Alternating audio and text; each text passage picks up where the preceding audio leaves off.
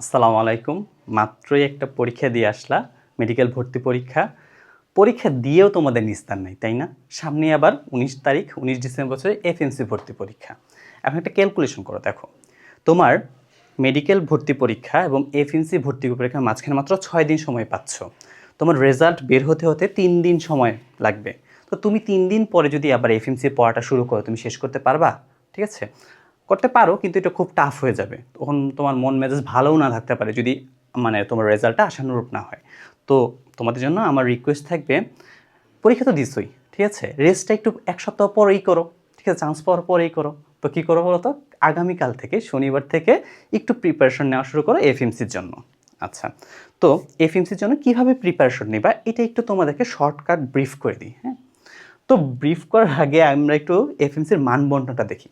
মাত্রই তুমি মেডিকেল পরীক্ষা দিয়ে আসছো, মেডিকেলে যেরকম মানবন্টন ছিল সেম, হুবহু সেম মানবন্টন এফএমসিতে। দেখো তো, জীববিজ্ঞান ৩০, রসায়ন ২৫, পদার্থ ১৫, ইংলিশ ১৫, জিকে মানববিজ্ঞানাবলী ১৫। তো টোটাল হচ্ছে ১০০ মার্কস। আর জিপিএর মধ্যে থাকে আমাদের ১০০ মার্কস। ওই যে এসএসসির মধ্যে তুমি ৮ দ্বিগুণ করবা জিপিএটা, আর এইচএসসি জিপিএকে তুমি ১২ দ্বিগুণ করবা, টোটাল ১০০ মার্কস।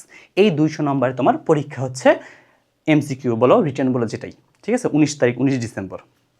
আচ্ছা, তো এখন তুমি কিভাবে পড়বা? স্টাডি প্ল্যানটা কি হবে?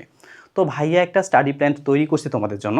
এভাবে যে পড়তে হবে হুবহু বিষয়টা এরকম না, একটা তুমি আইডিয়া রেখে দাও, ঠিক আছে? কীভাবে কী পড়বা, কোন চ্যাপ্টারটা কোন তোমার সাবজেক্টটা কতদিনে পড়তে পারবা, সময় কতটুকু আছে, একটু আমরা দেখি। দেখো দেখো ভাইয়া, আমি ১৩ তারিখ থেকে ১৮ তারিখ পর্যন্ত তোমাকে একটা শিডিউল দিচ্ছি। ১৯ তারিখ তো পরীক্ষা, এখন ১৮ তারিখটা আমি স্পেয়ার রাখছি, ঠিক আছে? এখানে কোনো আমি পড়ার তোমাদের কিছু দিই নেই, কারণ অনেকেই এই সময়টার মধ্যে ট্রাভেল করবা।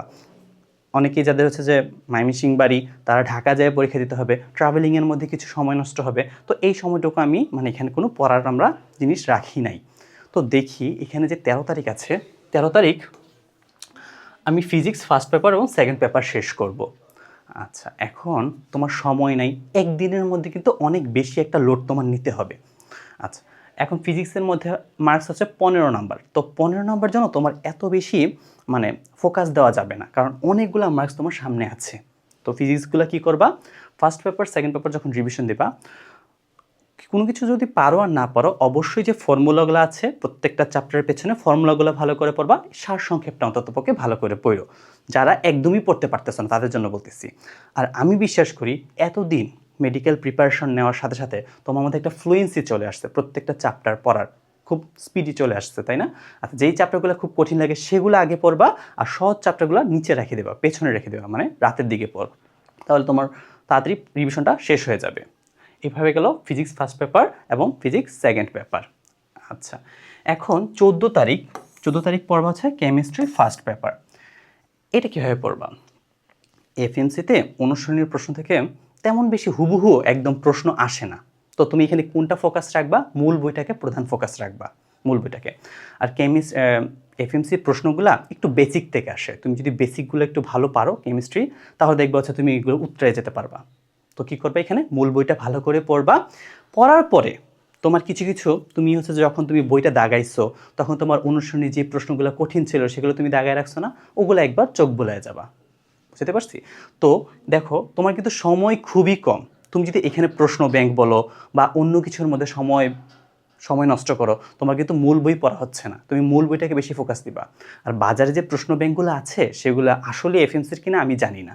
তো প্রশ্ন ব্যাংকের পেছনে না ছুটে কী করবো বলতো ভাইয়া, একটু তুমি মূল বইটাকে বেশি ফোকাস দাও, মূল বইটাকে ভালো করে পড়ার চেষ্টা করো, রিভিশন দিয়ে ফেলো। মূল বইটা যখন পড়বা তখন তোমার এমনিতেই অটোমেটিকলি তোমার সব পড়া হয়ে যাচ্ছে। তো কি বললাম, কেমিস্ট্রি ফার্স্ট পেপার আমরা ১৪ তারিখ পড়লাম, ১৫ তারিখে কেমিস্ট্রি সেকেন্ড পেপার পড়লাম। ওই আগের মতোই প্রথমে কী করবো বলতো, মূল যে বইটা আছে মূল বইটা ভালো করে পড়বা, হাজারিনাক স্যারের মূল বইটা, ক্লিয়ার? আর হচ্ছে যে যদি পারো তখন তুমি ওই যে অনুসরণীগুলা একটু দেখবা, অনুসরণী সবগুলো না দেখে ওই যে তোমার যেগুলো কঠিন লাগে দাগায় রাখছিলা, ঠিক আছে, বইটাকে দাগায় রাখছিলা, ওগুলো তুমি একটু পড়বা। এরপর ১৬ তারিখ আমরা জুলজি পড়ব। আচ্ছা, জুলজি বোটানির জন্য একটা দিন তুমি আলাদা করে ফিক্সড করে রাখবা। হইতে পারে তোমার জুলজি সবচেয়ে বেশি কঠিন লাগে, যেটা কঠিন লাগে সেটা পরীক্ষার আগে আগে পড়বা, ঠিক আছে? তাহলে জুলজিকে পিছনে পাঠিয়ে দেবা, বোটানিকে উপরে পাঠিয়ে দেবা। এটা পেছনে রাখছে কেন? মানে জুলজি এবং বোটানি থেকে সবচেয়ে বেশি মার্কস থাকবে, কত 30 মার্কস থাকবে, তাই এগুলোকে বেশি একটু আমরা গুরুত্ব দিব। আচ্ছা, আর 17 তারিখ এই তো জুলজি পড়লে বোটানি পড়বা। এখন এটা কি পড়বা? তুমি এখন এক্সট্রা ইনফো পড়ার সময় না। কি পড়বা তাহলে? মূল বইটাকে ভালো করে পড়বা। আজমল স্যার এবং হাসান স্যারের যে বইটা আছে এটা একটু ভালো করে পড়ার চেষ্টা করবা, একবার রিভিশন যেন হয়ে যায়। শুধুমাত্র দাগানো লাইনগুলোই পড়ো, দাগানো লাইনগুলো পড়েই আমরা কাভার করার চেষ্টা করব। আচ্ছা, 18 তারিখ কোনো কিছুই রাখছি না। এখানে তুমি কি করবা? ওই যে তোমার ট্রাভেলিং সময় নষ্ট হতে পারে, বা এখানে তুমি ইচ্ছা মতো, তোমার যদি ট্রাভেলিং সময় নষ্ট না হয় তাহলে কি বা তোমার নিজের ইচ্ছা মতো যেটা পড়তে তখন ইচ্ছা হবে সেটা করবা। আমি কখনোই পরীক্ষার আগের দিন কোনো রুটিন রাখি না। কেন? ওইখানে হচ্ছে যে তোমার জন্য মানসিক চাপ না পড়ে। এখানে যদি তুমি রুটিন রাখো তোমার পড়াশোনা হবে না আসলে, তখন তুমি একটা চাপের মধ্যে পড়ে যাবা। এই জন্য আমি এটাকে স্পেয়ার রাখছি। এখন জিকে ইংলিশের জন্য কি পড়বা? এখানে দেখো লিখে রাখছি জিকে ইংলিশ তুমি প্রতিদিন 1 ঘন্টা পড়ার চেষ্টা করবা। তার মধ্যে দেখো এই যে ইংলিশের মধ্যে কত থাকে? 15 মার্কস থাকে। 15-র মধ্যে তুমি বেশি গুরুত্ব দিবা গ্রামার পার্টকে।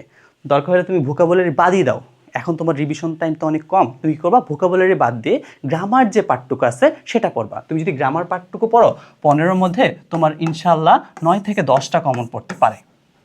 9 থেকে 10টা, তো 9 থেকে 10টা যখন তুমি মার্কস পেয়ে যাচ্ছ, ভোকাবুলারি কি গুরুত্ব দেওয়ার দরকার আছে? কোনো দরকার নাই। তো কী করবা? অবশ্যই ইংলিশটাকে আগে গ্রামার পড়ে ফেলবা। তুমি এমনও করতে পারো, প্রথম দিকে কেমিস্ট্রি ফার্স্ট পেপারের সাথে ইংলিশটা পুরোটা শেষ করতে পারো, গ্রামার সবগুলো রিভিশন দিয়ে ফেললা। ক্লিয়ার? আচ্ছা, এখন চলে আসি আমরা জিকে। জিকের মধ্যে কি পড়বা? আচ্ছা, জেনারেল নলেজের মধ্যে সবচেয়ে বেশি প্রায়োরিটি দিবা সশস্ত্র বাহিনী সম্পর্কিত যে প্রশ্নগুলো আছে, সশস্ত্র বাহিনী। আচ্ছা, সশস্ত্র বাহিনীর যে প্রশ্নগুলো আছে সেগুলোকে গুরুত্ব দিবা সবচেয়ে বেশি। এরপরে গুরুত্ব দিবা মুক্তিযুদ্ধ। সশস্ত্র বাহিনীর পরে হচ্ছে যে মুক্তিযুদ্ধ। এখান থেকে প্রশ্নগুলো সবচেয়ে বেশি আসে এফএমসিতে, এই জন্য। তো সশস্ত্র বাহিনী সম্পর্কে কি আছে? বাংলাদেশে 3 ধরনের সশস্ত্র বাহিনী আছে, একটা সেনাবাহিনী, নৌবাহিনী, বিমান বাহিনী। তাদের সম্পর্কিত যা যা প্রশ্ন আছে, তাদের মুক্তিযুদ্ধে অবদান, তাদের কয়জন বীরশ্রেষ্ঠ ছিল, তাদের উপাধি কয়জন পাইছে, তারপর বর্তমান সেনাপতির নাম, সেনাবাহিনী প্রধানের নাম কি, নৌবাহিনী প্রধানের নাম কি, এগুলো একটু তুমি কি করবা? এই সশস্ত্র বাহিনীটাকে একটু গুরুত্ব দিবা। আর মুক্তিযুদ্ধে সশস্ত্র বাহিনীর অবদান অথবা আমাদের মুক্তিযুদ্ধ যত ধরনের প্রশ্ন আছে সবগুলা তুমি এখানে গুরুত্ব দিবা। এরপরে কোনটা গুরুত্ব দিবা? আমাদের যে জুলাই আন্দোলন আছে না, জুলাই আন্দোলনকে একটু গুরুত্ব দিবা।